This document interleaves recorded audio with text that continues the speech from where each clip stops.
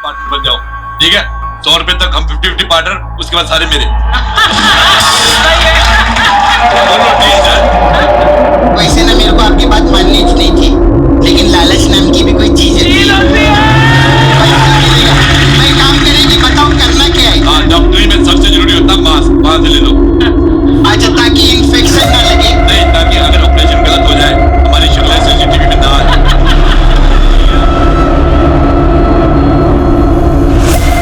मुझे औरत होने की सजा मिली, मैं यहाँ दफन हूँ, मुझे बाहर निकालिए।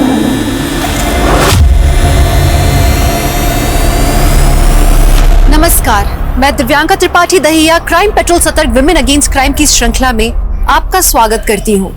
आज का केस शुरू करने से पहले मैं एक कहानी का जिक्र करना चाहूंगी। एक पासों का खेल जिसमें राज पाठ महल सब कुछ हार जाने के बाद एक औरत को दांव पे लगाया गया और उसका अंजाम था एक महायुद्ध। यूं तो हमारी संस्कृति औरतों के सम्मान की गाथाएं सुनाती है, पर वहीं औरत को नुमाइश और आदमी के हाथों का खिलौना भी समझा जाता है। आज की कहानी एक ऐसी औरत की है जिसे कभी पूछा नहीं गया कि वो क्या चाहती है, पर उसकी हर मर्यादा का हनन किया गया और साथ में तबाह हुई एक मासूम की जिंदगी। मम्मा, मुझे ग्लास में नहीं बॉटल में दूध पीना है। गोलू, पूरे 10 साल के होने वाले हो, कब तक बॉटल से दूध पियोगे? और ऐसा रहा ना, सब लोग तुम्हारा मजाक उड़ाएंगे। चलेगा तुम्हें? मुझे ग्लास में नहीं पिया जाता मम्मा।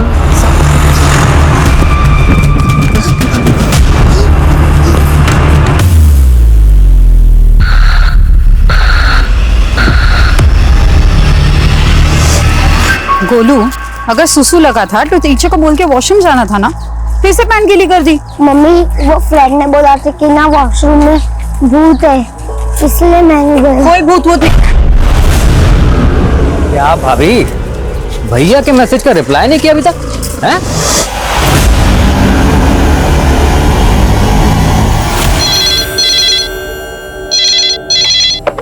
हेलो, किशोरी नगर police station.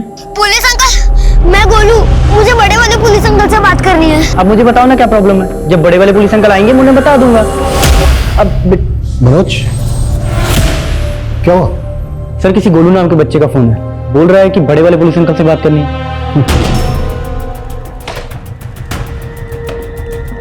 Hello police uncle, क्या आप मेरी मम्मी को ढूंढ सकते हैं? हाँ बिल्कुल, क्यों, क्या हुआ? कहाँ चली गई आपकी मम्मी?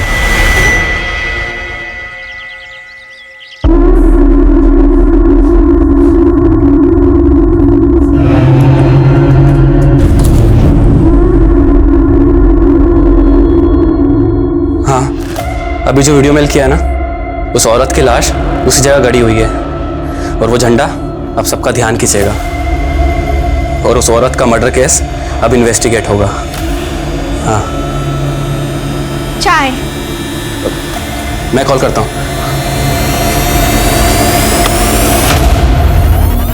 क्या कर रहे थे? और मेरे आते ही ये लैपटॉप क्यों बंद कर दिया? कुछ नहीं मामी, बस ऐसे ही ऑन था तो बंद कर दिया। कहीं ऐसा वैसा तो कुछ नहीं देख रहे थे? नहीं मामी, ऐसा कुछ नहीं था। डरो मत, वैसे भी चलता है इस उम्र में।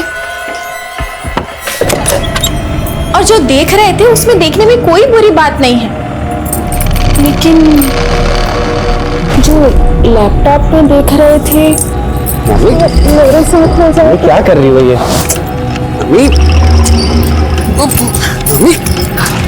तो ऐसे कर रहे हो जैसे तुम अपने मामा के जैसे ना मर दो। मामी यार, मामी दूर हटो यार, ये तो मामा को जाके सब कुछ बता दूंगा मैं। जब देखो तब इस घर में कुछ भी होते रहता है।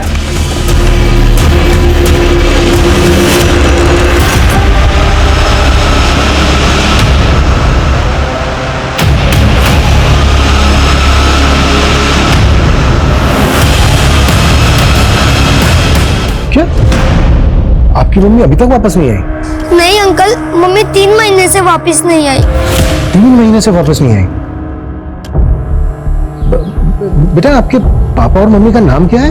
अनंत सिंह और वैशाली सिंह। बेटा, आप कहाँ के हो? मेरा मतलब है कि आपके घर का एड्रेस क्या है? Address C205 ST road, Nehru Nagar, Meerut. अच्छा बेटा, एक बात और बताओ, मुझे कुछ ठीक नहीं लग रहा है। मनोज, तुम इस एड्रेस पे जाओ और पता करो कि इस एड्रेस पे कोई गोलू नाम का बच्चा रहता है क्या। गोलू ने अपने पापा का नाम आनंद सिंह और माँ का नाम वैशाली सिंह बताया। ठीक है? Okay sir.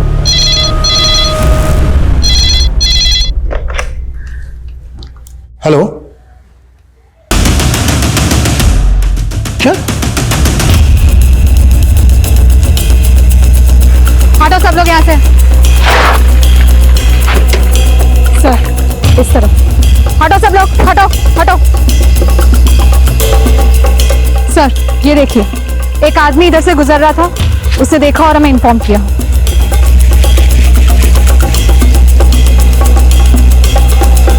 ये गोलू नाम का बच्चा यही रहता है? गोलू? हाँ, उसके माता पिता का नाम अनंत और वैशाली सिंह है। हाँ सर, अनंत, उसकी बीवी और बच्चा यही रहते थे। रहते थे? अब कहाँ है ये फैमिली? 4-5 महीने से तो यहाँ ताला लगा हुआ है।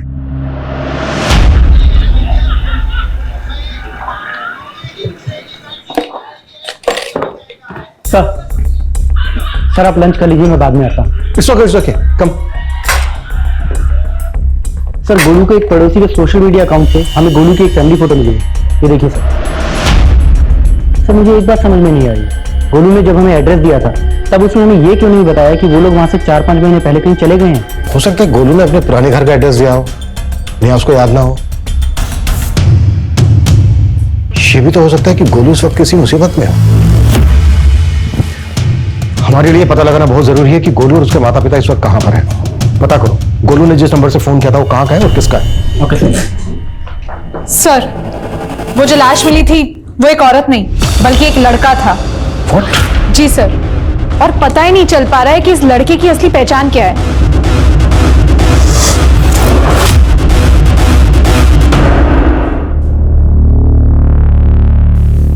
लड़का भला लड़की के गेटअप में क्यों हो सकता है?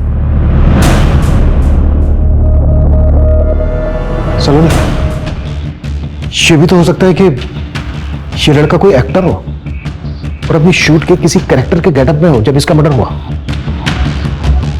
एक काम करो, टीवी, थिएटर, स्ट्रगलिंग एक्टर, सबसे इस लड़के के बारे में पूछो, शायद इसकी पहचान पता चल जाए। जी सर।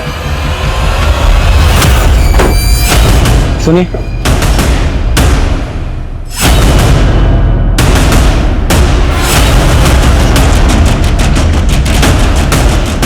सर, गोलू का घर।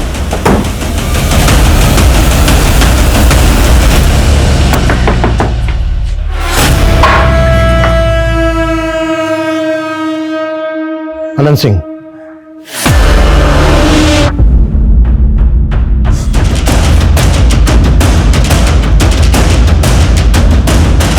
हेलो गोलू बेटा। गोलू बेटा बैठो। मैं बड़े वाले पुलिस अंकल, पुलिस स्टेशन में जिनसे बात होती थी आपकी। Hello uncle. गोलू बेटा बिल्कुल चिंता मत करो, हम बहुत जल्दी आपकी मम्मी को। बेटा ये चोट कैसे लगी आपको?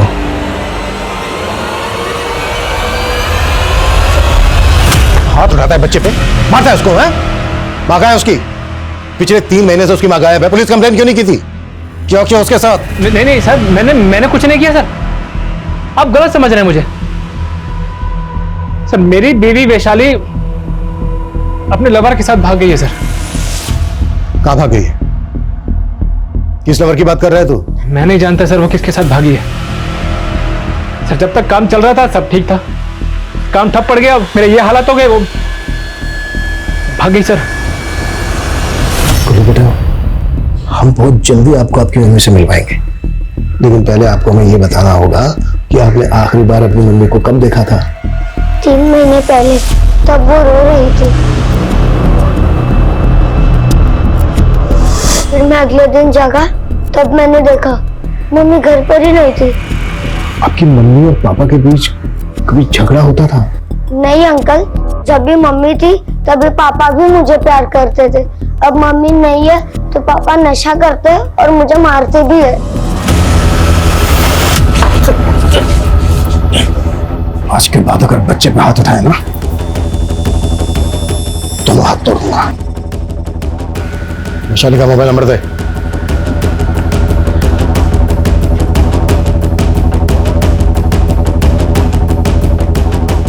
वैशाली के मैके में उसके माँ बाप भाई बहन कोई तो होगा। सर फोन स्विच ऑफ आ रहा है। सर मैंने कहा था उसका फ़ोन नहीं लग रहा है। और सर उसकी फैमिली गाजियाबाद में रहती है, लेकिन पिछले 11 साल से हमारा उनसे कोई कांटेक्ट नहीं है। क्यों? सर वैशाली ने अपनी फैमिली के अगेंस्ट जाकर मुझसे शादी की थी।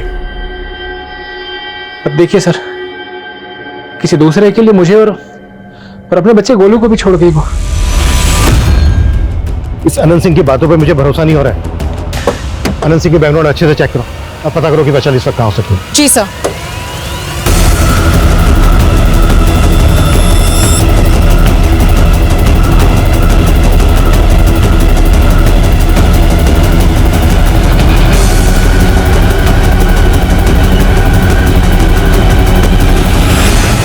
कितनी बार समझाया तनु, अपना कैलेंडर बदल, ओपन योर माइंड। 21वीं सदी में सोनी महिवाल वाली गल नहीं किया करते। और छड़िए सब, चल मैंने अपना काम करने दे, फोन रख।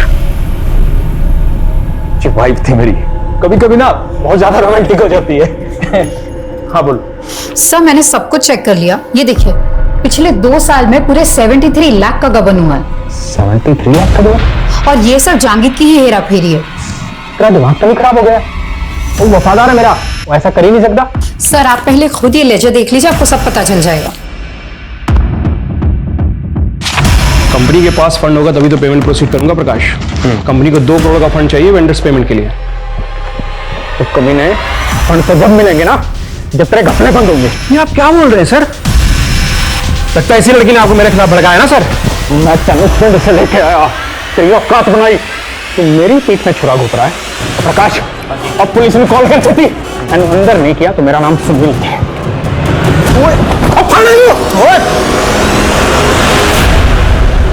सर मेरठ और दिल्ली के theatres, TV production houses, Noida film city, मैंने सब जगह चेक किया, लेकिन इस लड़के के बारे में कुछ पता ही नहीं लग पा रहा है और ना ही इससे जुड़ी कोई मिसिंग कंप्लेंट मिल रही है।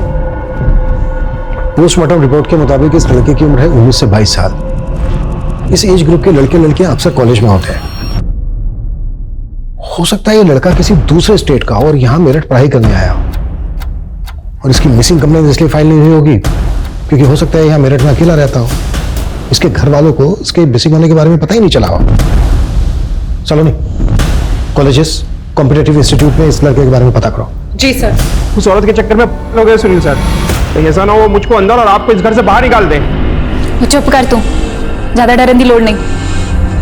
ते उस औरत तो मैं देख लवांगी, लेकिन तेरे मुंह से ये नहीं निकलना चाहिए कि वो 73 लाख रुपए तूने गबन करके मुझे दिए, समझा? मैं इसलिए कहा वैशाली, मैं कमीने तू ऐसा की गया, मैं तेरा छड्डा वाली मैं छाड़े लू और तू मेनू कैलेंडर बदलने कहता है। तेरे कैलेंडर का क्या, जिसका हर दिन तू इस औरत के साथ बिताता है। पहले तूने मुझसे शादी करके मेरे बाप की सारी दौलत हड़प ली और अब मुझे दूध में से मक्खी की तरह निकालना चाहता है।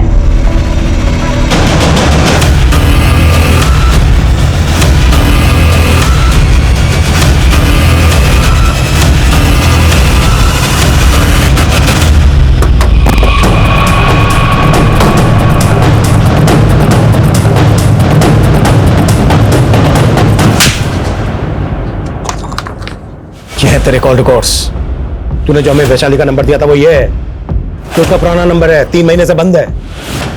और ये नंबर भी वैशाली के नाम पर रजिस्टर्ड है, जिसमें तेरी अभी भी बात होती है, तो अभी भी वैशाली का टच में है।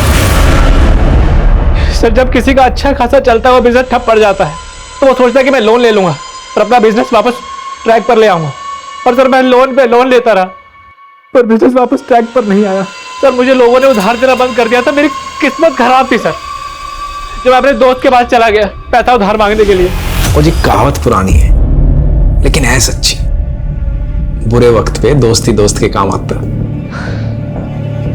सुनील मैं जानता था तू मुझे निराश नहीं करेगा, पर मैं वादा करता हूँ तुझसे, अगर तू मुझे 20 लाख रुपए देगा ना तो मैं सारे पैसे विद इंटरेस्ट तुझे वापस करूंगा। और इंटरेस्ट की टेंशन नहीं है मैनू, टेंशन है सिक्योरिटी दी।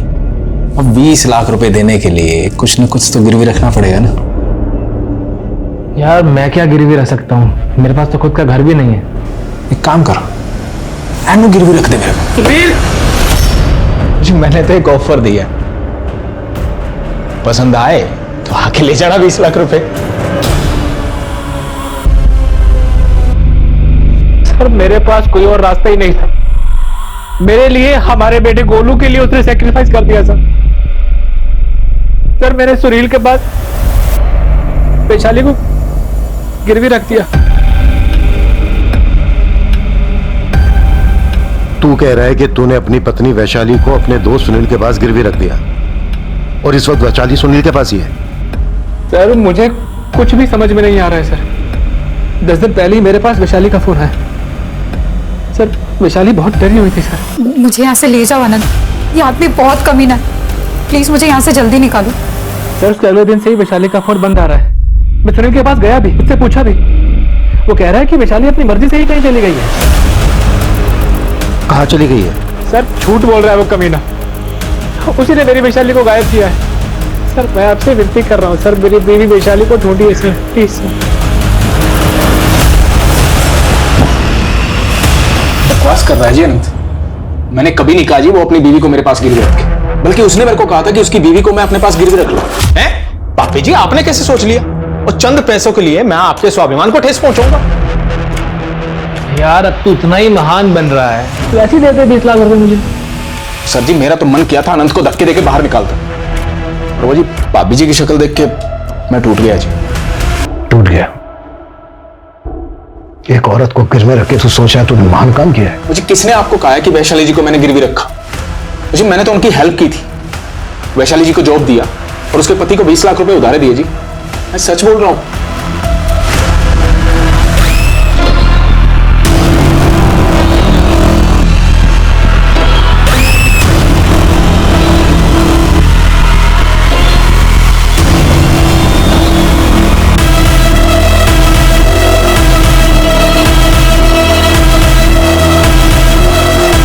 वैशाली के पति अनंत और सुनील का एक कारनामा सुनने में किसी घटिया नॉवेल के प्लॉट की तरह था, लेकिन ये हकीकत थी। एक औरत के सम्मान को गिरवी रख के उसे कुचल दिया गया था, और अब वैशाली का गायब होना और भी कई सवाल पैदा कर रहा था। तो वैशाली किसी अपराध का शिकार हुई थी, या वो असल में इन सबसे तंग आकर कहीं चली गई थी?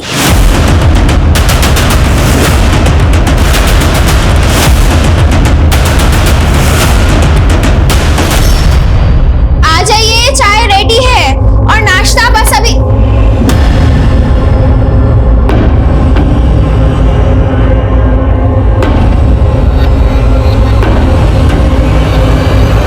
अच्छा पुष्पा, आज खाने में क्या हुआ?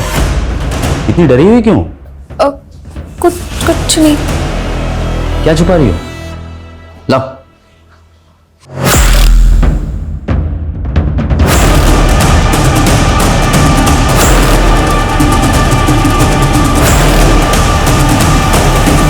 सर, वैशाली का फोन 12 दिन पहले मोदी नगर में बंद हुआ था, और अभी अभी मोदी नगर पुलिस ने हमें बताया कि उन्हें एक अज्ञात औरत की लाश मिली है।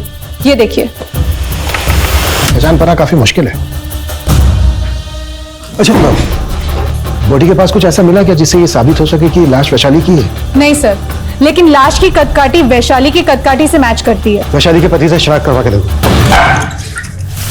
गोलू बेटा, अपने पापा को बुलाओ। पापा तो कल रात से नहीं आया आंटी। ये अनंत ना पक्का गिरफ्तारी के डर से कहीं भाग गया है, उसका लुकआउट नोटिस जारी करवाओ। लेकिन सर, लाश की शिनाख्त गोलू से तो नहीं करवा सकते ना? अरे हाँ, वैशाली के पुराने कॉल रिकॉर्ड्स में गाजियाबाद का एक नंबर मिला था जो सुषमा नाम की एक एज्ड लेडी के नाम पर रजिस्टर्ड है। अनंत ने बताया था कि वैशाली के मैके वाले गाजियाबाद के हैं। चेक करो सुषमा का वैशाली के साथ क्या कनेक्शन है। मैं वो नंबर सेंड करता हूँ। सर लड़की के भेष में हमें जो लड़के की लाश, उसका नाम नितेश है। अखबार में उसका फोटो देखकर उसके मामा ने हमें कांटेक्ट किया।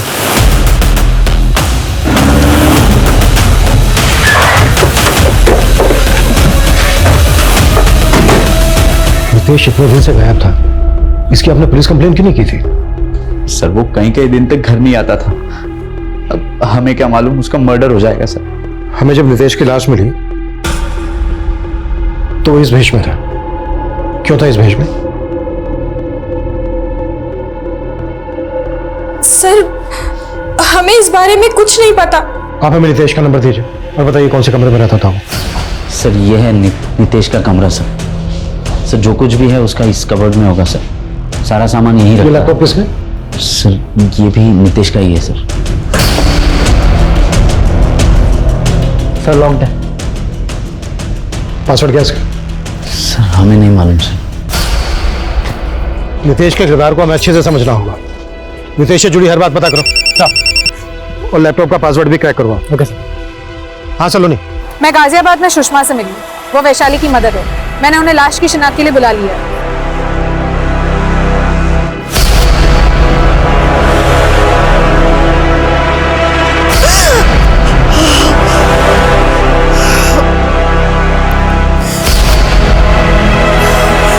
नहीं मैडम, ये मेरी बच्ची नहीं है। देखिए, बॉडी का चेहरा पहचानना मुश्किल है, लेकिन बॉडी के राइट लेग में हमें सर्जरी के मार्क्स मिले। क्या आपको याद है कि वैशाली की पहले कभी कोई सर्जरी हुई हो? सालों से मैं वैशाली से नहीं मिली, इसके बारे में मुझे कुछ भी नहीं पता। सुषमा जी,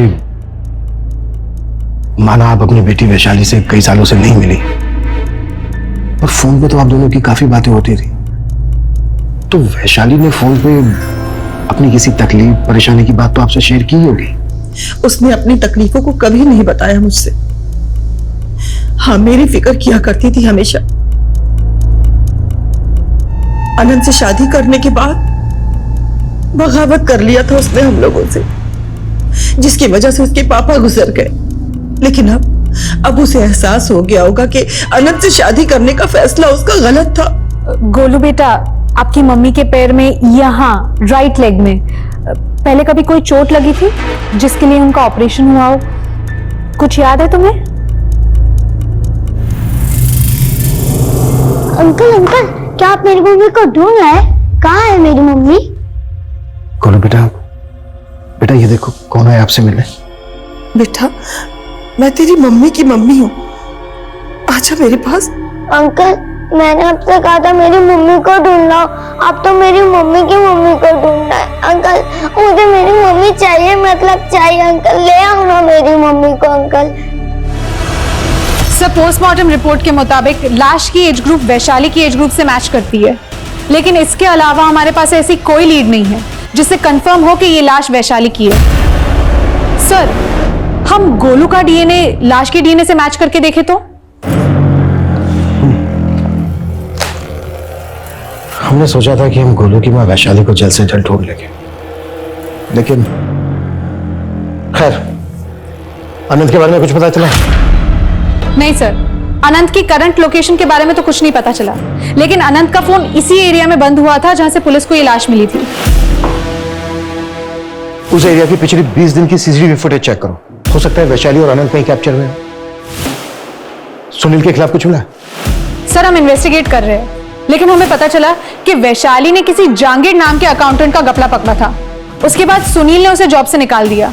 ये जांगीर सुनील की बीवी कनिका का रिश्तेदार है। सर, सुनील का पूरा बिजनेस कनिका के फादर का था। उनकी मौत के बाद सुनील ने टेक ओवर कर लिया। और सर, सबसे इंटरेस्टिंग बात, कनिका को ऐसा लगता था कि वैशाली और सुनील का अफेयर था, और इस बात को लेके वैशाली के साथ कनिका ने कई बार मारपीट भी की थी। पता करो कि जागीर कहाँ गया है और कनिका का इस मर्डर से क्या कनेक्शन हो सकता है। तेरा जान बनाने वाली तो चली गई, उसी के गम में पी रहा है ना? उसको तो जाना ही था, लेकिन तू किस खुशी में उछल रही है? सर, जिस एरिया में वैशाली की लाश मिली थी, वहां से 4 किलोमीटर दूर एक सीसीटीवी फुटेज में वैशाली कैप्चर हुई थी, और ये उसी दिन की फुटेज है जिस दिन वैशाली का दूसरा वाला नंबर बंद हुआ था। ये आदमी कौन है? सर, पता लगाने की कोशिश कर रहे हैं, लेकिन अब तक पता नहीं लग पाया है। बाइक का नंबर नहीं दिख रहा है, लेकिन कार का नंबर क्लियर है। सर, मैंने पता लगा लिया है। वैशाली के फोन से VMR कैब सर्विस से कैब बुक की गई थी। मैंने ड्राइवर उमेश को बुला लिया है। सर, वो दोनों किस बात पे झगड़ा कर रहे थे मैं कैसे बता सकता हूँ? अच्छा, तुमने इस लड़की को अपनी कैब से कहाँ छोड़ा? शायद जंगपुरा के पास। जंगपुरा में कहाँ? किसी घर के बाहर या कहीं और? सर, मैंने उन्हें VB रोड पे उतारा था। VB रोड पे कहाँ उतारा था हमें बताना। जी सर। सर, चलो। संदीप? कौन संदीप सुषमा जी? दरअसल हमने इसके साथ अपनी वैशाली की शादी तय की थी 11 साल पहले। 11 साल के बाद भी संदीप वैशाली के टच में था? जिस दिन वैशाली अनंत के साथ घर से भागी थी उस दिन इसने बहुत तमाशा किया था। बहुत बड़ा सनकी इंसान है सर, कुछ भी कर सकता है सर। अच्छा सुषमा जी, आप ये बताइए। हेलो सर, जिस एरिया में हमें वैशाली की लाश मिली थी वहां से 1 किलोमीटर दूर हमें वैशाली के पति अनंत की लाश मिली है। लेकिन उसकी हत्या ने इस कहानी को और उलझा के रख दिया। वैशाली की लाश मिलने के बाद सुनील, उसकी पत्नी कनिका, सीए जहांगीर और संदीप इस केस के प्राइम सस्पेक्ट्स थे। अच्छा मैंने तो क्यों लेके आए? की किता मैं बताते हैं सुनील जी, सब बताते हैं। पहले आप हमें ये बताइए कि आप अपने बिजनेस के सिलसिले में पूरे इंडिया में इधर उधर आते जाते रहते हो, राइट? हाँ सर जी, पर आप कहना क्या चाहते हो?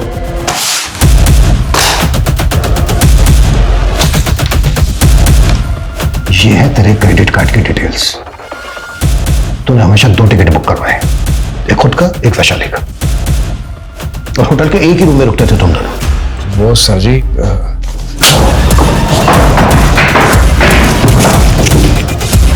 सीधा और साफ बोल। सर जी मैंने वैशाली के साथ कभी जबरदस्ती नहीं की। सुनील, मैं बात बर्दाश्त नहीं कर सकती। अनंत शायद तुम्हें 20 लाख नहीं दे पाएगा और मैं गोलू के बना नहीं रह सकती। सर जी मैं तो वैशाली को इंसानियत के नाते इन बंदिशों से आजाद करना चाहता था।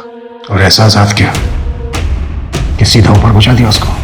नहीं सर जी, मुझे पहले तो लगा था कि वैशाली को अनंत ले गया होगा, पर जी अब मुझे लग रहा है कि ये जय का काम है। ये जय कौन है? जय जी क्लाइंट है मेरा, जंगपुरा में ऑफिस है जी उसका। वो वैशाली पे बहुत बुरी नजर रखता था जी, और आखिरी बार वैशाली उसी से पेमेंट लेने गई थी, उसके बाद गायब हो गई जी। कौशिक जी, ये लड़का नितेश, ये आपको अक्सर फोन करता था। मर्डर के पहले लास्ट कॉल भी इसने आपको ही किया था। मैम ये नितेश हमारे न्यूज चैनल में काम करता था, इसलिए अक्सर बात होती रहती थी। क्या काम करता था वो यहाँ? मैम वो फ्रीलांस अंडरकवर रिपोर्टर था, सीक्रेट मिशन पे काम करता था। वो सीक्रेट इंफॉर्मेशन निकालना, स्टिंग ऑपरेशन करना, यही उसका काम था। और आपको मालूम है ऐसे लोग अपने बारे में कुछ बताते तो है नहीं। कौशिक जी, ये क्लिप देख रहे हैं आप? यह मैं नितेश के लैपटॉप में से मिली थी और ये क्लिप आपके न्यूज में बहुत बार रिप्ले हुई थी। मैम इस न्यूज के पीछे नीतीश का ही दिमाग था। उसे कहीं से इंफॉर्मेशन मिली थी कि एक प्रोस्टिट्यूट का कत्ल हुआ है और उसे मारकर वहीं गाड़ दिया गया है। लेकिन वहां पे तो कोई लाश नहीं मिली थी। एक फॉल्स इंफॉर्मेशन पे इतना मिर्च मसाला लगा के आप लोग। दरअसल वो उसके बारे में इंक्वायरी कर रहा था। क्या इंक्वायरी कर रहा था? औरत के भेष में उसकी लाश मिली थी। मैम वो औरत के भेष में रेड लाइट एरियाज में जाता था सच्चाई का पता लगाने के लिए। इसके साथ साथ वो मैम प्रोस्टिट्यूट के ऊपर डॉक्यूमेंट्री बनाना चाहता था। जय मल्होत्रा, कुछ बताया से वैशाली के बारे में? कहाँ है वैशाली? नहीं सर, कुछ नहीं बोल रहा है, कहता मुझे कुछ पता ही नहीं है। सर मैं मानता हूं कि सुनील ने वैशाली को मेरे पास पेमेंट लेने के लिए भेजा था, लेकिन वैशाली मेरे पास पहुंची नहीं थी। उस कैब कंपनी से क्रॉस चेक किया था हमने, वो कैब बीबी रोड तक गई थी जहां पे ऑफिस है तेरा। अब ये बोल, क्या किया तूने वैशाली के साथ? सर मैं झूठ नहीं बोल रहा हूँ, मैं सच बोल रहा हूँ। वैशाली उस दिन आई नहीं थी। हो सकता है सुनील मुझे फंसा रहा हो। जब तक ये सच ना हो ना,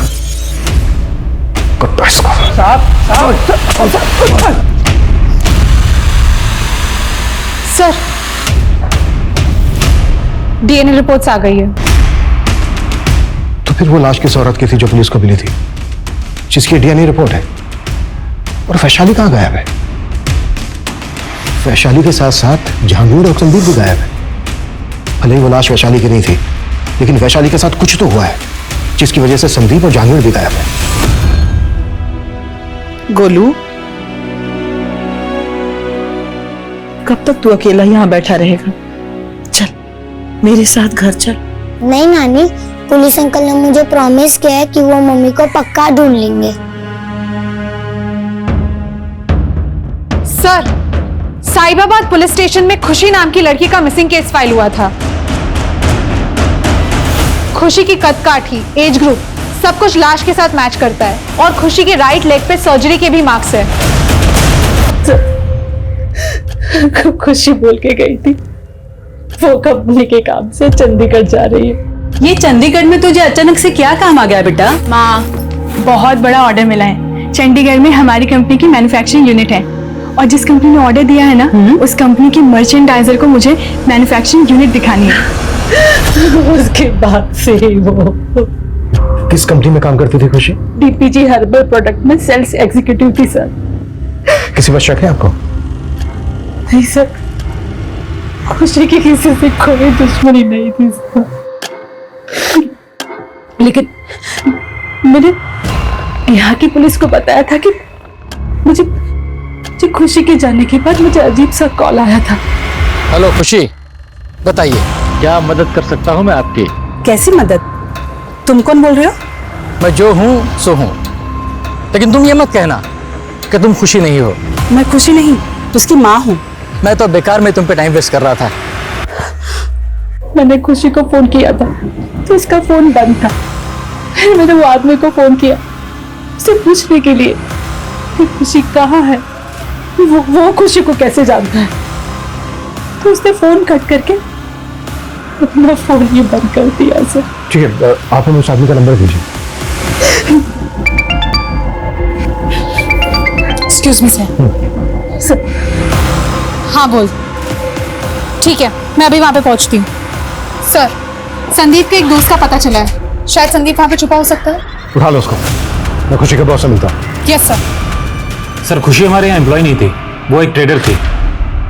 खुशी चंडीगढ़ जाने वाली थी जहाँ पर आपकी कंपनी की मैन्युफैक्चरिंग है। हाँ सर, खुशी ने हमें बताया था कि एक कंपनी है जो ऑर्गेनिक प्रोडक्ट्स के लिए हमें बल्क ऑर्डर देने वाली थी और उसके पहले वो हमारा प्लांट विजिट करना चाहते थे। उसी कंपनी के एक आदमी के साथ खुशी चंडीगढ़ जाने वाली थी। आप हमें उस कंपनी का नाम, एड्रेस और फोन नंबर दे दीजिए। कंपनी की डिटेल्स तो हमारे पास नहीं है सर। एक्चुअली वो जब तक उसकी डील कंप्लीट नहीं हो जाती थी, खुशी कभी भी अपने क्लाइंट के बारे में उनका डिटेल्स किसी के साथ शेयर नहीं करती थी। सर मत मारिए सर मत मारिए। अरे मैडम, मैंने वैशाली के साथ कुछ भी नहीं किया मैडम, मत मारिए। क्यों? मर्डर के पहले तो तू उसके साथ झगड़ा करते हुए दिखाई दिया था। झगड़ा? हाँ, सड़क किनारे झगड़ा कर रहा था ना वैशाली के साथ। पता क्या नफरत निकाली वैशाली से? नफरत? मैडम, 11 साल पहले वो मुझे शादी के मंडप पे छोड़ के गई थी, उस अनंत के साथ भाग गई थी वो। तो हमने उसका पता नहीं लगा पाया था मैडम, लेकिन अभी कुछ ही महीनों पहले मेरे दूर के रिश्तेदार गौरव ने उसे देखा। मैडम, गौरव ने फोन करके मुझे बताया और मैं जब वैशाली से मिलने पहुंचा तो मुझे पता लगा कि वो अपने बेटे और पति को छोड़ के भी चली गई है। मैडम, मैं उसका पता नहीं लगा पाया, लेकिन इस बार मैंने उसका पता लगा और उस शाम को मुझे मोदी नगर में दिखी। जब मैं उससे बात कर रहा था तब उसकी कैब आ गई और कैब में बैठ के निकल गई। तू ही अपनी बाइक लेके उसके आपके पीछे गया था ना? हाँ, सीसीटीवी फुटेज दिखाओ। मैडम, मैं मानता हूं मैं उसके पीछे गया था, पर मैं आगे से दूसरी तरफ मुड़ गया था। मैडम, वो सीधे निकल गई थी। मैडम, मुझे नहीं पता, मैंने कुछ नहीं किया वैशाली के साथ। मैडम सर, संदीप एक ही रट लगाए हुए कि वो वैशाली के पीछे नहीं गया था और जय भी ये कबूल करने के लिए तैयार नहीं है कि उस शाम वैशाली उसके पास पहुंची थी। फुटेज में वैशाली संदीप के साथ झगड़ा कर रही थी, लेकिन संदीप के अकॉर्डिंग संदीप ने वैशाली का पीछा नहीं किया। वैशाली जय के ऑफिस जाने के लिए निकली थी, लेकिन जय के अकॉर्डिंग वैशाली जय के ऑफिस पहुंची नहीं। तो फिर वैशाली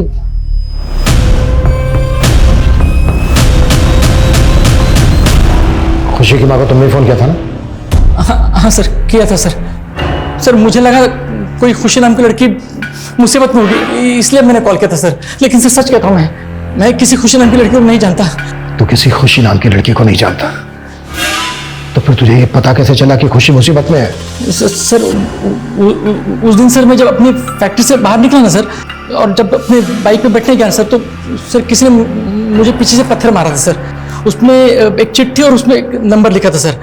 फिर मैंने सोचा कि उस नंबर पे कॉल करके देखूं, तो सर जब मैंने कॉल किया सर, तो खुशी की मां ने फोन उठाया। वो जगह कहाँ है जहां पर पत्थर आके लगा था तुम्हें चिट के साथ? सर मेरे फैक्ट्री के बाहर है सर।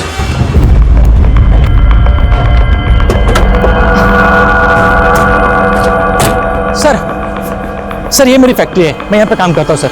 और उस दिन सर मेरी बाइक यहाँ पे खड़ी थी सर, मैं ऐसे आया यहाँ पे बाइक पे बैठा मैं, और सर किसी ने मेरी पीठ पे पत्थर मारा। वो पत्थर आया किस तरफ से था? सर वो पत्थर इसी तरफ से आया था। सर वो घर हमेशा बंद रहता है, वहां कोई रहता नहीं है।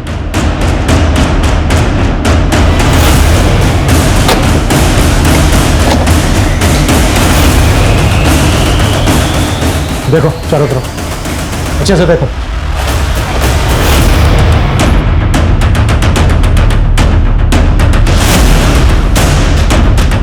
देव सर।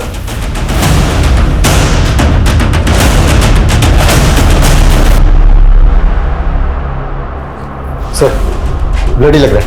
सर यहाँ से भी एक रस्सी मिली है। जहां पर हमें खुशी की लाश मिली थी वो जगह यहाँ से करीब 5 किलोमीटर दूर है। उस जगह को देख के लग तो रहा है जैसे यहाँ पे किसी को कैद करके रखा गया हो। शायद वो खुशी हो। चल बोल, क्यों मरा खुशी को? खुशी? ये आप क्या कह रहे हैं सर?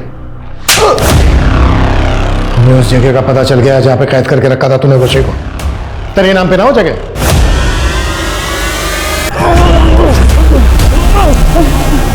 बहुत घुमाया हमें। मैडम मैंने कुछ नहीं किया। तेरी कार से ना हमें ब्लड के ट्रेसेस मिले हैं। बताता हूँ मैडम, बताता हूँ, सब बताता हूँ। मैडम ऐसे लोग मुझे बिल्कुल नहीं पसंद जो अकेली लड़कियों को परेशान करते हैं। वैसे था कौन वो? तुम अपना काम करो ना, स्पीड बढ़ाओ, मुझे देर हो रही है। 40 किलोमीटर से तेज नहीं चल सकते, रूल है। अरे पूरी रोड खाली पड़ी है भाई, आप बातें कम बनाओ, स्पीड बढ़ाओ। बहुत अकड़ थी उसमें, मेरा दिमाग खराब हो गया था। मैंने चुपचाप अपने दोस्तों को मैसेज करा और उसका फ़ोन छीन लिया। उसके बाद मैं गाड़ी अपने दोस्तों के पास एक सुनसान जगह पर ले गया। उसके बाद मैं अपनी टैक्सी लेकर बीबी रोड तक गया उसका रूट पूरा करने, और वहाँ से रात को वापस आकर खुशी मेरे मामा जी की कंपनी में अपने हर्बल प्रोडक्ट की ट्रेनिंग के लिए आई थी। मैंने उसे वहाँ देखा और बस देखता ही रह गया। मैंने उसे बड़े ऑर्डर का लालच दिया और मैंने उसे कहा कि वो मुझे अपनी कंपनी की मैन्युफैक्चरिंग यूनिट दिखाए। उसे लगा कि मैं उसे चंडीगढ़ लेकर जाऊंगा, पर मैं उसे मोदी नगर ले गया। उसकी बॉडी को फेंक दिया। अनंत की लाश भी हमें उसी एरिया में मिली। अनंत को क्यों मारा? सर अनंत भी मेरे गले की हड्डी बन चुका था। विशाली, ये विशाली, विशाली फोन छोड़। मुझे पता था वो लाश मेरी बीवी विशाली की नहीं थी। वो रोज मेरे मामा के ऑफिस आता और उनसे झगड़ा करने लगता, और फिर उस दिन मैं डर गया था सर कि कहीं उसने मेरी पोल खोल दी तो आपको पता चल जाएगा कि मैंने खुशी को कैद करके रखा हुआ था। इसलिए मैंने उसे भी मार दिया सर। तुमने यहां कहां रखा मेरी बीवी को?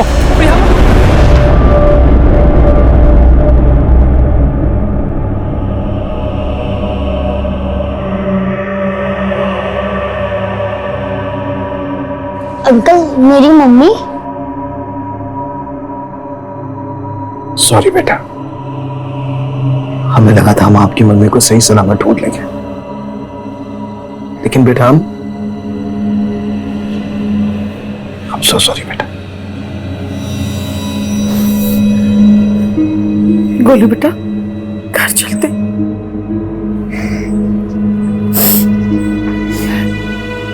इस केस को तो क्लोजर मिल गया है, लेकिन नितेश सर उस आदमी के बारे में भी पता नहीं लग पाया जिसे प्रोस्टिट्यूट ने नितेश का पीछा करते हुए देखा था। लेकिन वैशाली, उसकी भूल ये थी कि वो लगातार अपने पति अनंत और सुनील के शोषण का शिकार हो रही थी, जबकि उसे इस घिनौने खेल के लिए अपने पति को बहुत पहले ही लताड़ देना चाहिए था कि अगर ऐसे व्यवहार पे सख्ती ना दिखाई जाए तो एक ना एक दिन उसके बहुत बुरे परिणाम मिलते हैं। और उसका सबसे बड़ा उदाहरण ये है कि महज 10 साल की उम्र में एक छोटा सा बच्चा गोलू अनाथ हो गया था।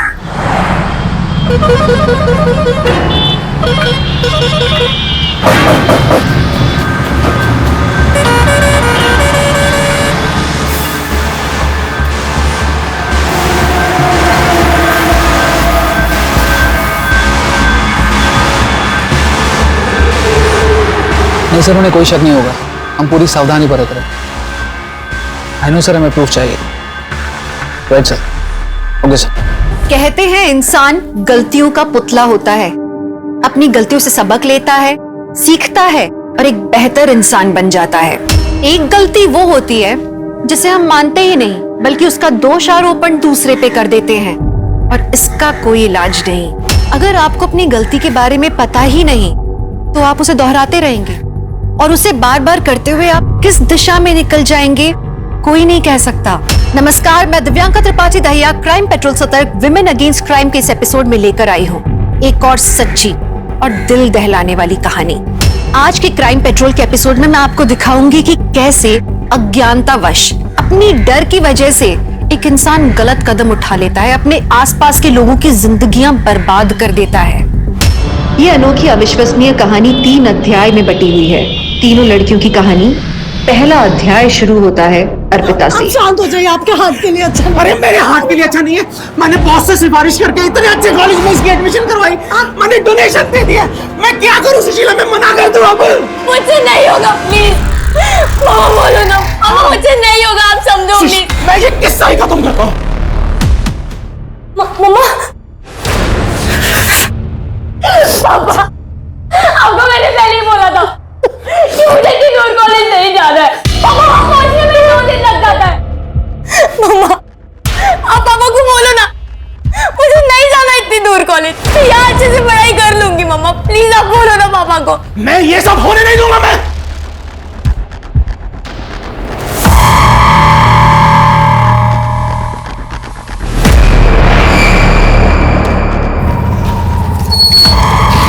चल हाँ बेटा, मुझे नहीं जाना तो चल।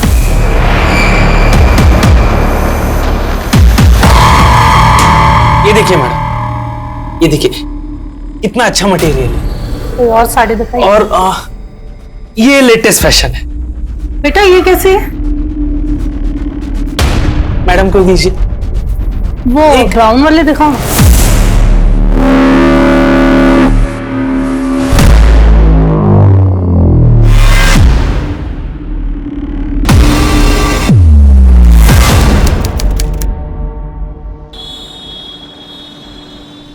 ये देख, पसंद करे में से कोई लड़का ये शादी के वीडियो बनाता है और ये एक दुकान में सेल्समैन है। पसंद कर। पापा मुझे शादी नहीं करनी है। सारी बिरादरी हमारे पर उंगली उठाती है कि मैंने जवान लड़की को अपने घर में बिठा के रखा है, और कितनी बेइज्जती कराएगी तू मेरी। इसमें बेइज्जती वाली क्या बात हो गई? मुझे इनमें से किसी भी लड़के से शादी नहीं करनी है। अरे पुत्र, तुझे शादी क्यों नहीं करनी है? मुझे पैसे कमाने, आप दोनों का ओ, बस कर, हमें बख्श दे, हम अपना देख लेंगे। तू अपनी शादी करके अपना घर बसा, समझे? समझा इसको, वरना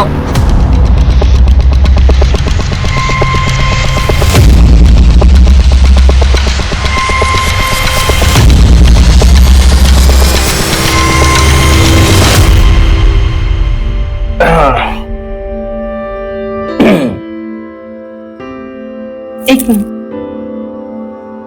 पहले मुंह दिखाई दीजिए। क्या चाहिए आपको? देखिए जरा, आप क्या दे सकते हैं? ये लीजिए। Thank you. अब तो इजाजत है ना?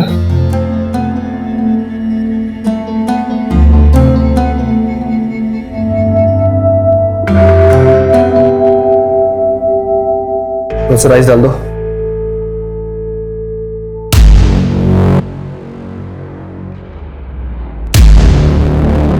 आप लोग कौन? हम लोग एंटी करप्शन डिपार्टमेंट से आए। आपको हमारे साथ चलना होगा। क्या? लेकिन क्यों? घूसखोरी के इल्जाम में बस डिपार्टमेंट में काम कर रहा है, उसने आपने घपला किया, हमने इंक्वायरी बिठाई थी। आप बकवास कर रहे हो, ये मैंने कोई घपला नहीं किया। आप लोग को जरूर कोई गलतफहमी हुई है। मेरा बेटा ऐसा नहीं कर सकता। देखिए, आपको जो कुछ भी कहना है पुलिस थाने में कहना। चलो हमारे साथ। चलो। मैंने कोई घपला नहीं किया साहब। सर मेरी बात मानिए साहब। चला। सर मैंने कोई घपला नहीं किया सर। गाड़ी में बेटा। साहब मेरा विश्वास करिए साहब। मैं सच कह रहा हूँ साहब। साहब मैं सच कह रहा हूँ साहब।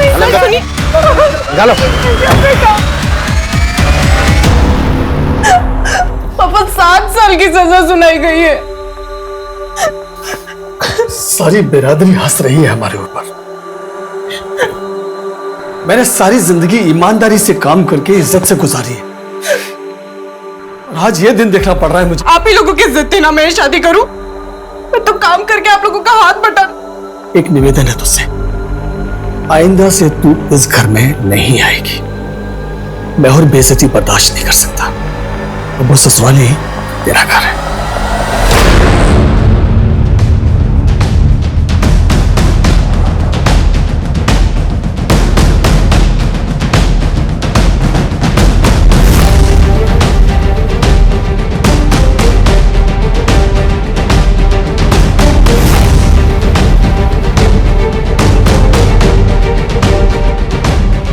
उर्मी हताश थी। उसके सामने अंधेरे के सिवा कुछ नहीं था। उसका जीवन किस दिशा में उसे लेके जा रहा था उसे खुद नहीं पता था। उर्मी की जिंदगी आगे कौन सी दिशा में जाती है ये जानने के लिए हमें सिद्धि के अध्याय की ओर बढ़ना होगा।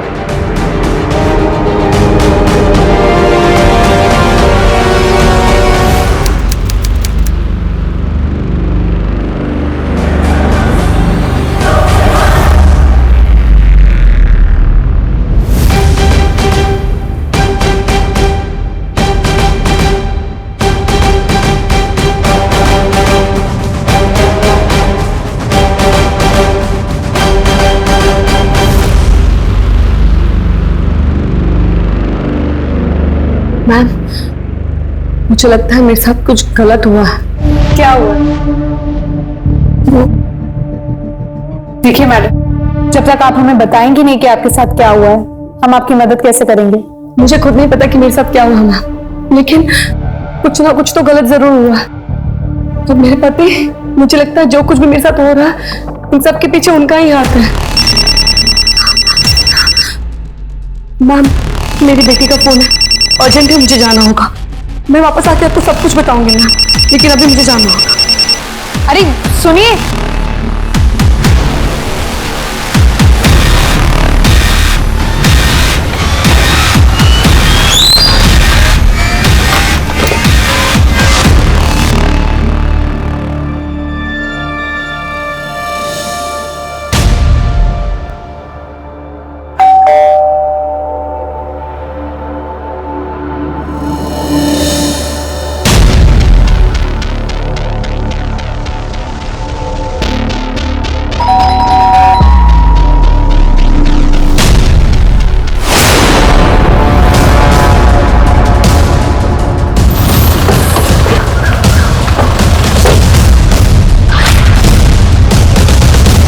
पूरा घर छान मारो।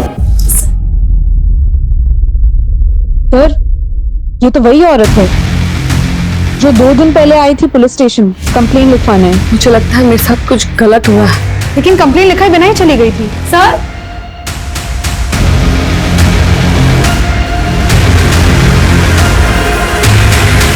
सर, यहाँ डेड बॉडी है।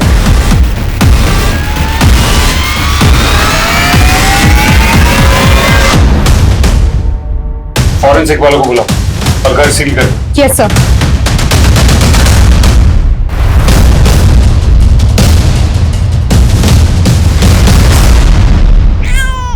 ये क्यों रो रहा है मेरा बच्चा? क्या हो गया?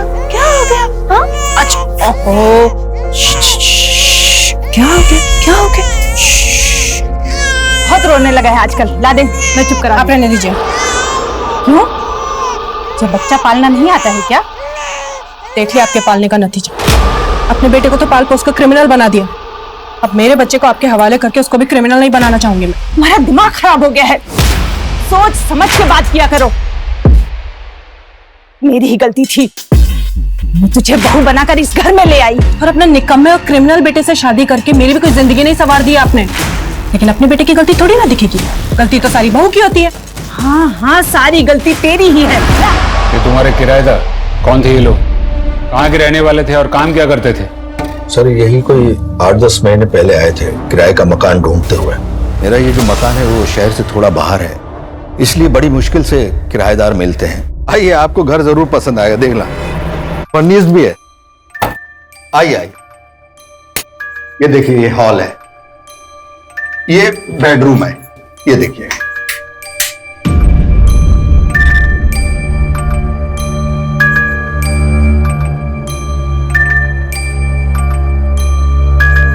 मम्मा, ये जगह अच्छी नहीं लग रही है। अपने पापा से बोलो ये बात। तुम तो ऐसे बोल रहे हो जैसे सारी गलती मेरी है। अरे भाई साहब मैं मानता हूँ ये जगह जो है शहर से थोड़ा दूर है, चलिए मैं आपको रेंट में कंसेशन दे दूंगा बस। ठीक है। क्या ठीक है, मुझे बात करने दो। हाँ क्या बोल रहे थे आप, कितना कंसेशन दे रहे हैं आप? 500 रुपए कम कर दूंगा। एक काम कीजिए, आप ना 500 रुपए अपने पास रखिए, नहीं तो मैं आपको देती हूँ। चलो यहाँ से। बहन जी आप तो नाराज हो गए, चलिए 1000 रुपए ठीक है।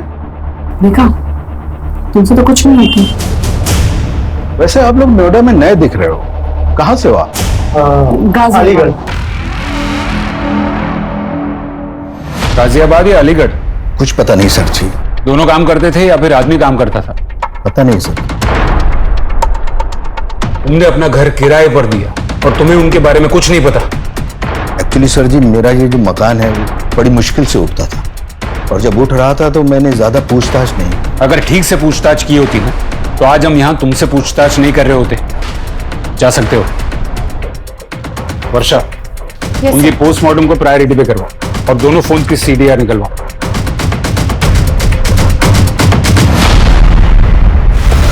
सर, सिद्धि, उसका पति सुमन और रति की पोस्टमार्टम रिपोर्ट्स आ गई है।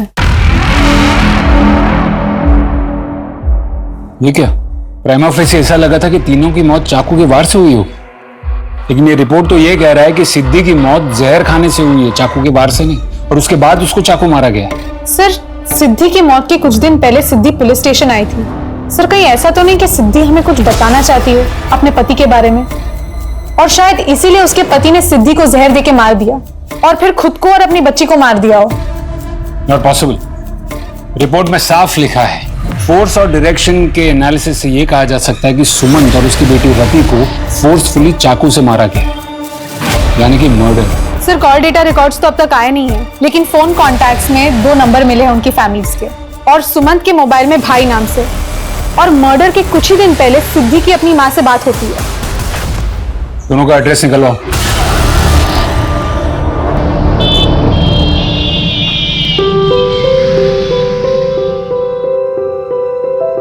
लीजिए, दवाई ले लीजिए। अब तो ऊपर जाने का टाइम आ गया है, क्या फायदा ये सब करके। दवाई लीजिए, ऊपर जाए आपके दुश्मन। कितना ख्याल रखती है तू बेटी, तो हमेशा खुश रहे, तुझे अच्छा पति मिले। सबकी किस्मत में अच्छा पति नहीं होता अंकल जी। कितने खुश नसीब होंगे तेरे घर वाले जो तुझ जैसी बेटी मिली। मेरे घर वाले ऐसा नहीं समझते, इसीलिए आज मैं अकेली हूँ। बेटी, अपनी रोजी रोटी कमाने के लिए यहाँ काम करते हो। एनीवेज, आपके सोने का टाइम हो गया।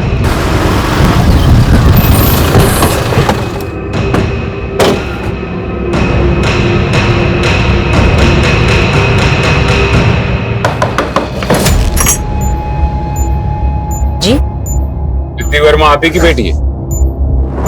हाँ। आई एम सॉरी, आपके लिए एक बुरी खबर है। इंस्पेक्टर साहब, जो खबर आप मुझे आज दे रहे हो ना, उसे तो हमने 13 साल पहले ही स्वीकार किया था। वो एक ऐसे लड़के के साथ भाग गई थी जिसका हमारे साथ कोई मेल ही नहीं था। हमारे मालिक का बेटा सुमन, उसे समझाने की हमने बहुत कोशिश की। माँ, उसमें बुराई क्या है? देखो, मुझे उस लड़के के बारे में कोई बात नहीं करनी। आप उसको ठीक से जानते नहीं हो, और हम दोनों एक दूसरे के साथ खुश हैं। हमें किसी की जरूरत नहीं है। बेटा, ये असल जिंदगी है, कोई पर्दे पे चलने वाली फिल्म नहीं जो इस तरह के डायलॉग मार के तुम अपनी गृहस्थी चला लोगी। देख, समझने की कोशिश कर बेटा। वो इतनी जिद्दी थी कि हमने तो उससे अपना रिश्ता ही तोड़ दिया। उसके बाद आपकी अपनी बेटी से कभी बात नहीं हुई? फोन किया था ना उसने हमें कुछ दिनों पहले। 13 साल। माँ, आपने सही कहा था, ये जिंदगी है, पर्दे पे चलने वाली कोई फिल्म नहीं। मैं बहुत परेशान हूँ माँ, आपसे मिलना चाहती हूँ। मैं आ जाऊँ आपके पास रति को लेकर। आपकी नातिन है, वो बहुत ही प्यारी है, बहुत अच्छी है। आप मिलना चाहोगे ना उससे? अपने पति के साथ ही रहती हो ना? कहाँ रहती हो? मैं नोएडा में रहती हूँ। मैं मिलके आपको सब कुछ बता दूंगी। मैं आ जाऊं? बरसों का घाव है ये, तुम्हें पता है ना उस वक्त हमारी कितनी बेइज्जती हुई थी। मुझे सोचने के लिए थोड़ा समय चाहिए। मैं हेलो हेलो मैं सोच ही रही थी कि उसे आने दो, मगर मुझे पता है कि मेरी बेटी की मौत का जिम्मेदार उसका निकम्मा पति ही होगा। उसके पति की फैमिली कहाँ रहती है?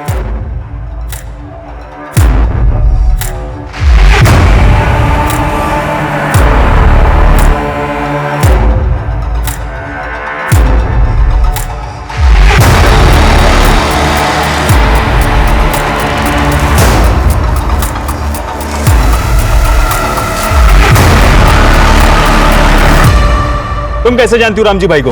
अरे बताया ना, वो जहाँ रहते वहां मैं ही उनकी देखभाल करती थी। मैं नहीं मानता। तो ठीक है, जाओ जगन विहार समृद्धि विद्या आश्रम में और जाकर पूछ कर आओ। अब मुझे यहाँ का सारा हिसाब किताब देखना है। राम जी भाई बता रहे थे यहाँ नुकसान हो रहा है, इतने प्राइम लोकेशन पे दुकान होने के बावजूद नुकसान हो रहा है। मैं कहा ना मुझे यहाँ का हिसाब किताब देखना है और सारे डिशेस भी टेस्ट करने हैं।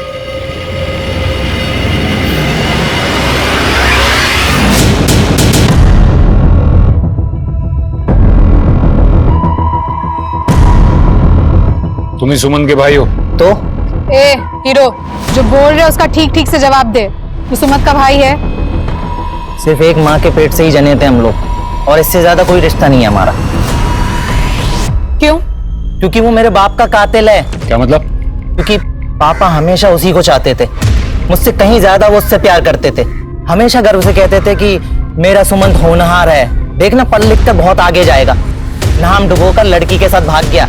पापा वो सदमा बर्दाश्त नहीं कर पाए और चले गए। तुम्हारी अभी बात होती है ना उससे? फोन आता है उसका तुझे? कभी कभी आता है, लेकिन जले पर नमक छिड़कने के लिए, सिर्फ ये बताने के लिए कि उसकी अच्छी कमाई है, खूबसूरत बीवी है, एक प्यारी सी बेटी है। हमारी किस्मत फोड़ के खुद की किस्मत बनाने चला था वो। जी में तो होता है कि इसे मार ही डालूं। कहीं सच में तो तूने उसे जान से नहीं मार दिया? क्या बोल रहे हैं आप?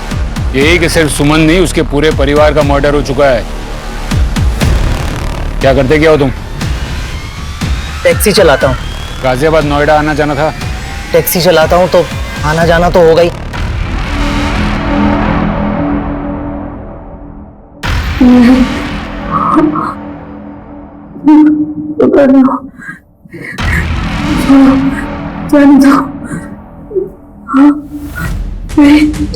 सर, सिद्धि की बॉडी में जो जहर मिला था उसकी रिपोर्ट आ गई है। घर में रखने वाला नॉर्मल पेस्टिसाइड था। अच्छा, अब सवाल ये उठता है कि ये खाया गया था या खिलाया गया? आपको क्या लगता है ये ऑनर किलिंग हो सकती है? मेरा मतलब है इतने सालों की नफरत और गुस्सा, और फिर बेटी ने माँ को कांटेक्ट भी किया था। लेकिन एक और बात, सिद्धि अपने पति के खिलाफ कुछ कहने के लिए थाने आई थी। वो क्या बात थी ये भी जानना जरूरी है। फिलहाल तुम सिद्धि की माँ और सुमन के भाई दोनों की पूरी तहकीकात करो।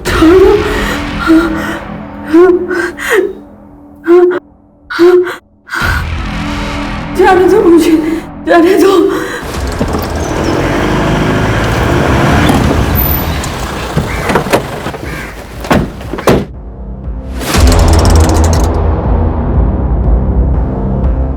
मैडम ये स्टाफ है आपसे मिलने। जी कहिए।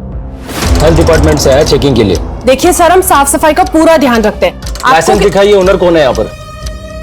कौन सा licences? Health licence, trade licence, eating food licence भी, और फायर सेफ्टी भी। आपको पता भी मैडम कितने लाइसेंस लगते हैं यहाँ पर? 5 साल से ये जगह चला रही हूँ सर मैं। फूड केटरिंग और होटल मैनेजमेंट में डिप्लोमा किया है मैंने। ठीक है, लाइसेंस की कॉपी दीजिए और ये सिंपल लीजिए आप। शाहनवाज, सर्टिफिकेट की कॉपी निकलवाओ, सर को दो। जी मैडम।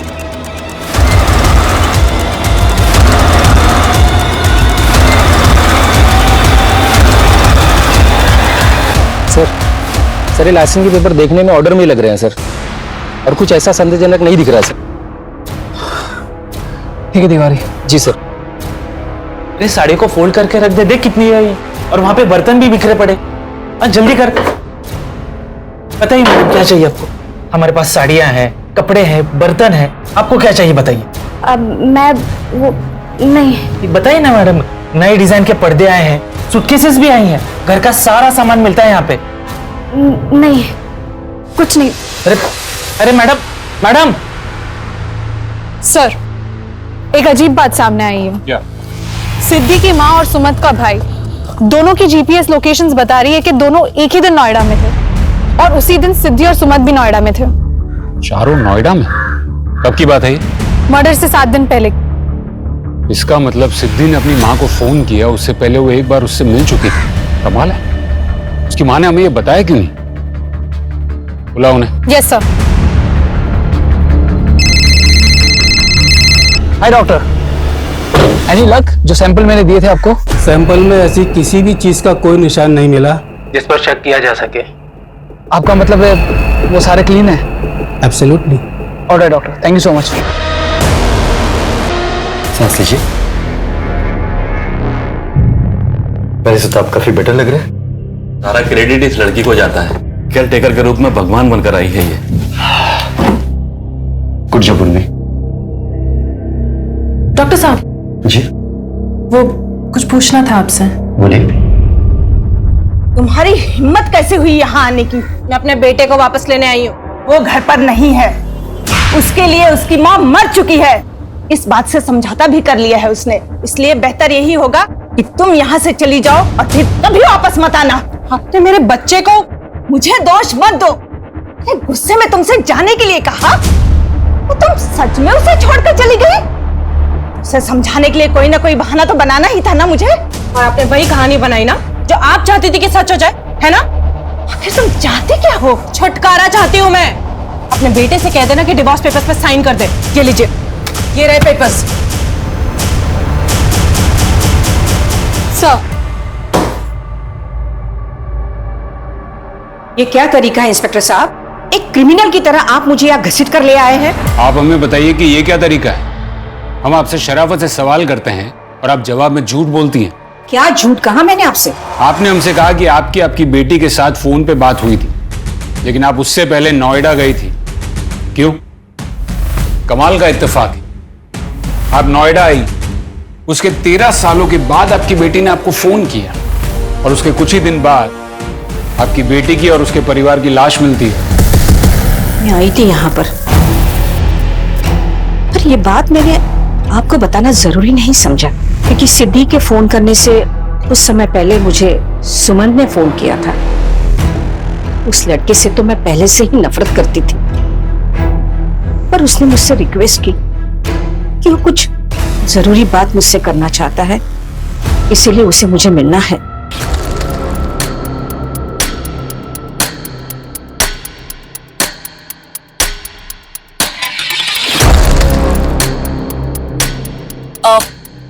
ये कहाँ लेके आए? आओ बताता हूँ। लेकिन हम कर क्या रहे हैं यहाँ? मैंने कहा था ना, सरप्राइज है, अभी पता चल जाएगा।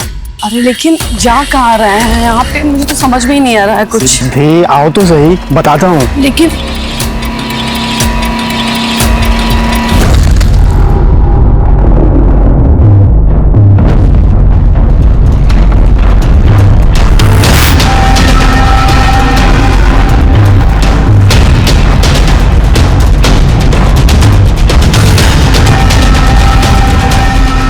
बहुत सालों के बाद मैं अपनी बेटी को देख रही थी। मगर इतनी क्या जरूरी बात थी जिसका हवाला देकर सुमन ने आपको यहां बुलाया?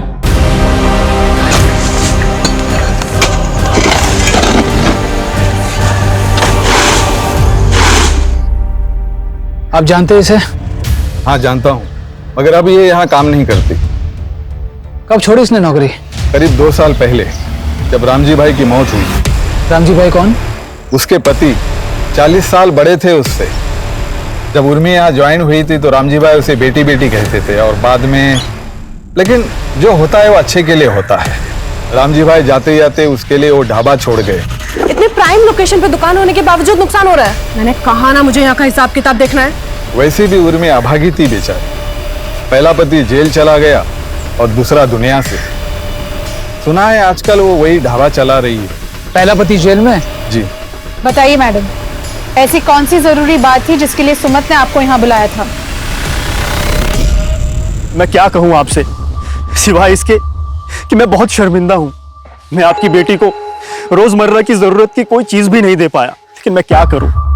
मैंने बहुत कोशिश की, लेकिन मेरा काम सेटल ही नहीं हो पाया और ना ही कोई ढंग की नौकरी ढूंढ पाया मैं।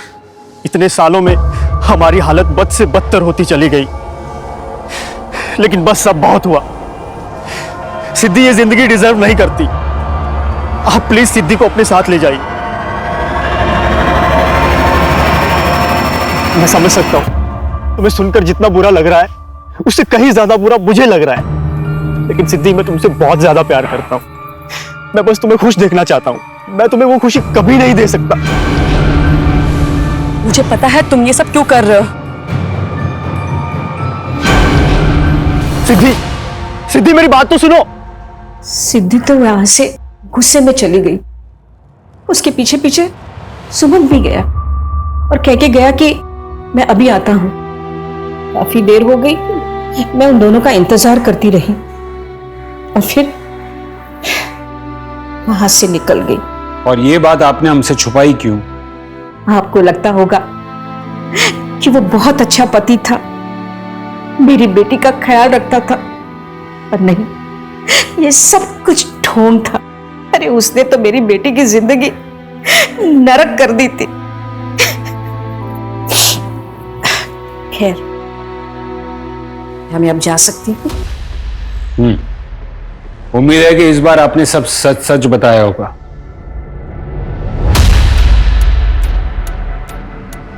इंस्पेक्टर साहब, मेरी बेटी की कातिल को मत छोड़ना। वर्षा, अगर हम शुरू से कैलकुलेट करें तो सबसे पहले हमें सिद्धि, सुमंत और रति की लाश में पोस्टमार्टम के मुताबिक सबसे पहले तीनों में से सिद्धि की मौत हुई, और वो भी जहर खाने की वजह से। दूसरी बात, मरने के 2 दिन पहले सिद्धि यहां पुलिस स्टेशन आती है और वो कुछ कहना चाहती है, लेकिन बिना कुछ कहे चली जाती है। उसी दिन वो अपनी माँ को भी फोन करती है।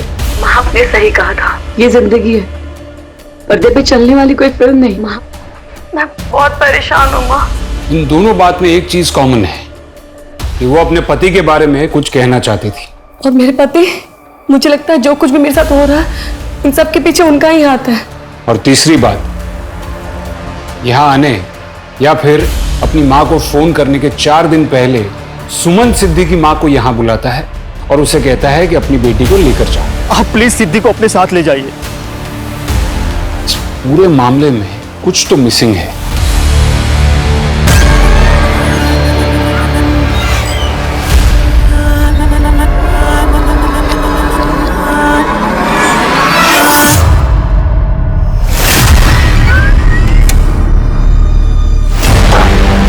आप लोग अंदर कैसे आए?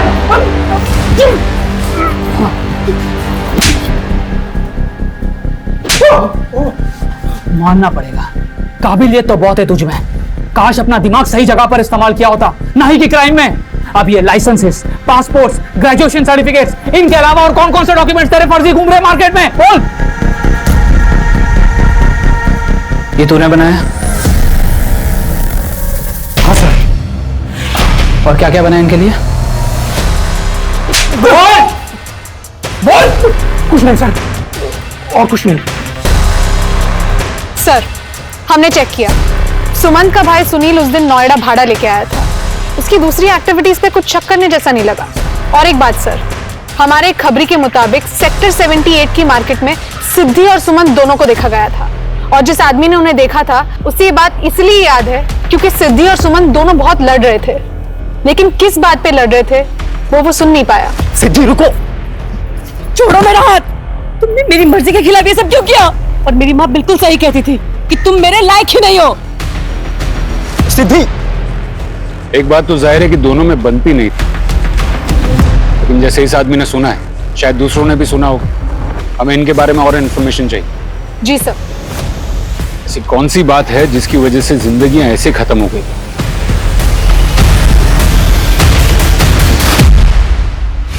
इंटरेस्टिंग। सिद्धि और सुमन के घर के आसपास हत्या के दिन और कोई मोबाइल फोन एक्टिव नहीं था सिवाय उन दोनों के। इसका मतलब ये किसी प्रोफेशनल किलर का काम है, क्योंकि कोई पेशेवर ही इतनी सफाई से बिना कोई सबूत छोड़े इतना बड़ा कांड कर सकता है। अपने सारे खबरियों को एक्टिव करो। जी सर। मर्डर वेपन और डिस्क्रिप्शन से पता करो कि कौन हो सकता है। कभी कभी ज्यादा चालाकी भी खुद में एक क्लू बन जाती है।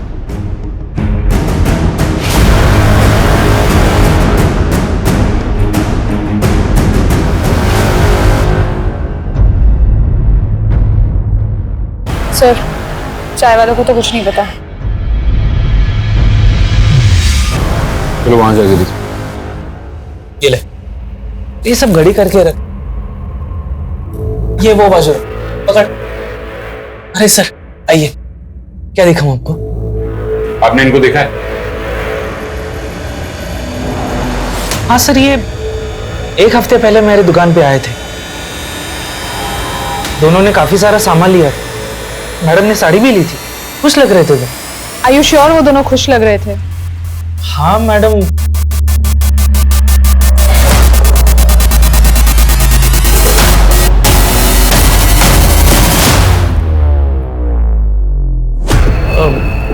मतलब खुश तो लग रहे थे, इतना नोटिस नहीं किया मैडम। क्योंकि जहां तक हमें मालूम है जिंदगी से तो काफी नाखुश थे दोनों। मैडम मैंने जो देखा वो आपको बता दिया। कुछ प्रॉब्लम तो दिखा नहीं मुझे।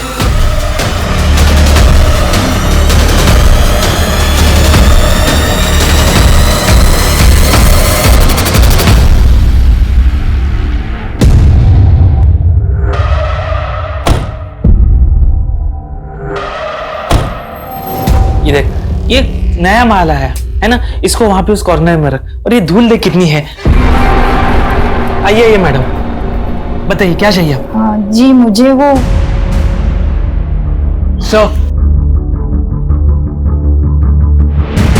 सर, ये पूरी रिपोर्ट ढाबे की मालिक उर्मी ढोडिया की है। सर, ये औरत हाईली एम्बिशियस और इंटेलिजेंट है। और सर, इसके पहले पति से मेरी बातचीत हुई है जेल में। साहब, मैंने रिश्वत उर्मी के कहने पे ली थी। मैं उसकी बातों में आ गया था। साहब, उर्मी को पैसों का लालच बहुत है साहब। Good job Pradeep. अब तकरीबन सारे सबूत है हमारे पास। हम जितना समझ रहे थे उससे ये मामला काफी ज्यादा उलझा और संगीन है, लेकिन अब बहुत जल्द सब साफ हो जाएगा।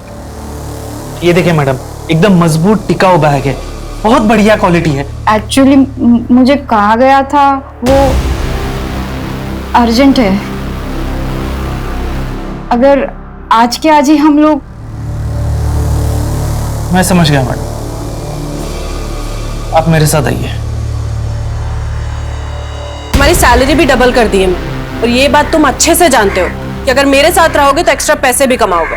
इसलिए ज्यादा दिमाग मत चलाओ, जितना कहा जा रहा है वो करते रहो।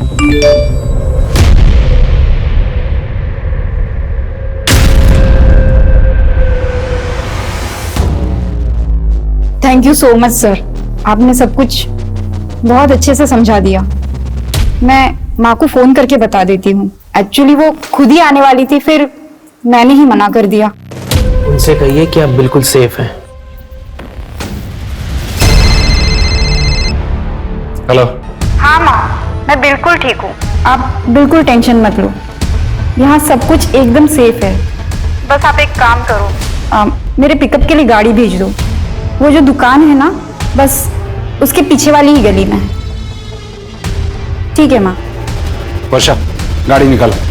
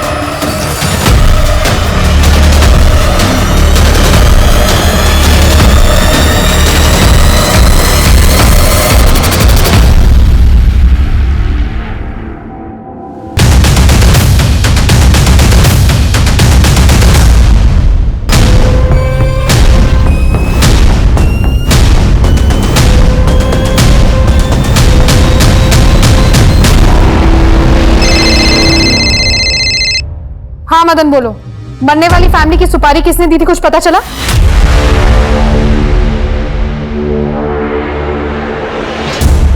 Very good. कहाँ मिलेगा ये आदमी?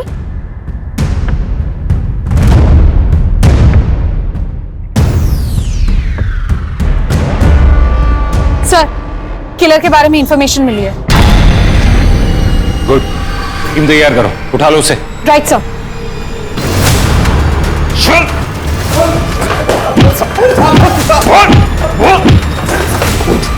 उठ। अब मुंह खोलेगा कि प्यार भरी बातें और करूं तेरे साथ।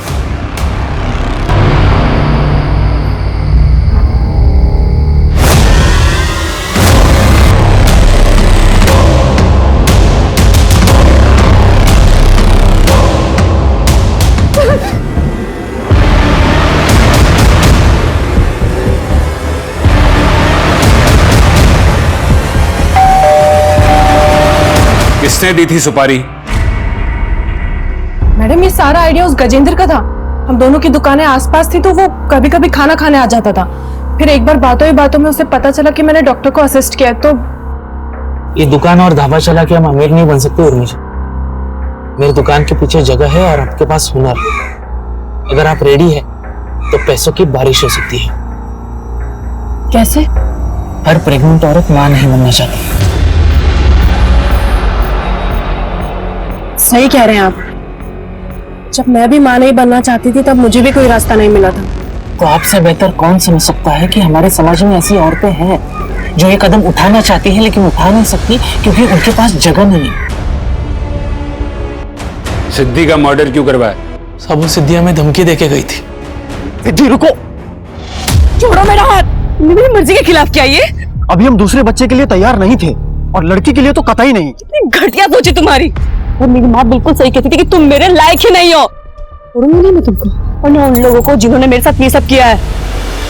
सिद्धि,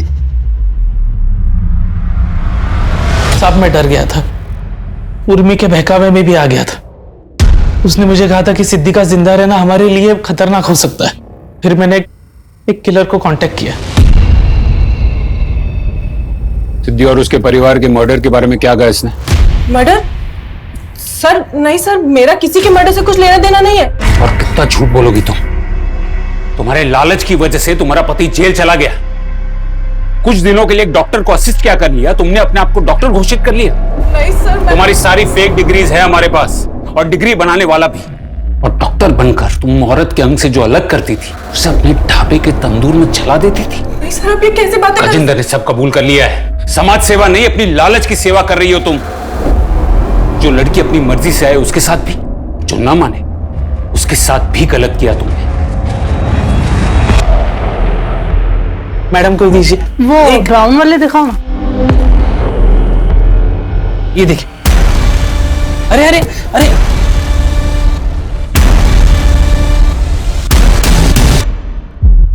I'm sorry, लेकिन मैंने आपको पहले ही वार्न किया था कि प्रोसीजर काफी रिस्की है। और आपने भी नहीं बताया कि अर्पिता को पहले से ब्लड प्रेशर का प्रॉब्लम था। हमें खुद को ही नहीं पता था कि सब ब्लड प्रेशर है। देखिए अब इसमें मैं क्या कर सकती हूँ। और आपने रिटर्न कंसेंट पे साइन भी किया है जिसके क्लॉज में साफ साफ लिखा है कि जान को खतरा हो सकता है। देखिए, ये मान लीजिए कि वो ऊपर वाला आपकी प्यारी बेटी को अपने पास रखना चाहता था।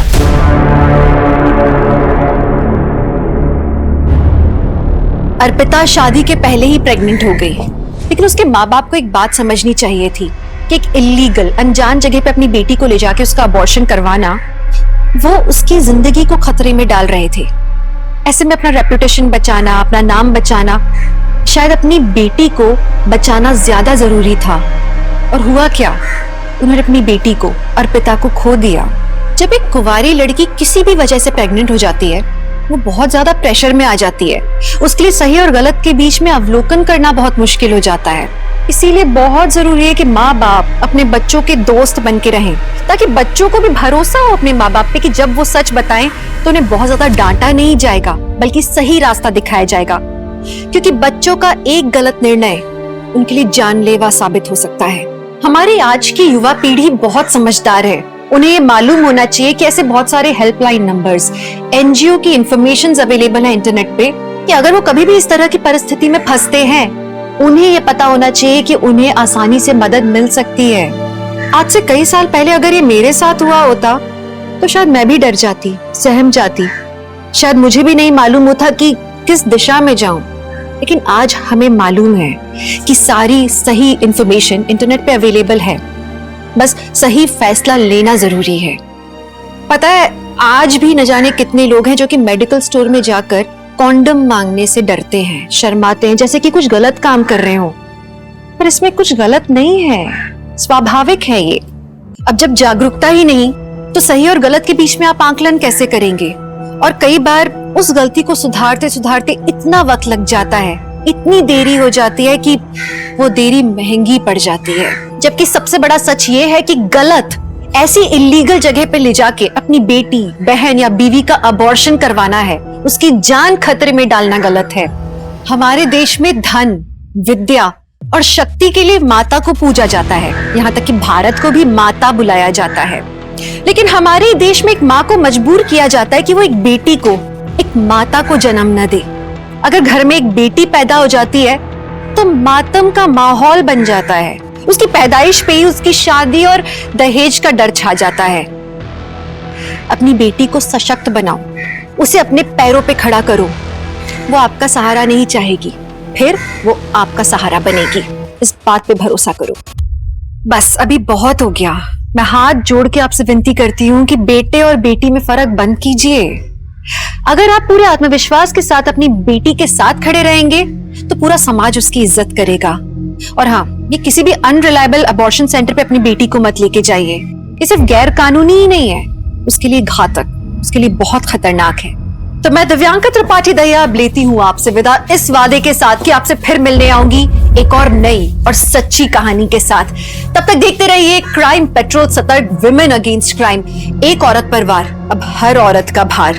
जय हिंद। क्राइम पेट्रोल के और भी दिलचस्प कहानी देखने के लिए हमारे चैनल को सब्सक्राइब करें और बेल आइकॉन दबाना न भूलें।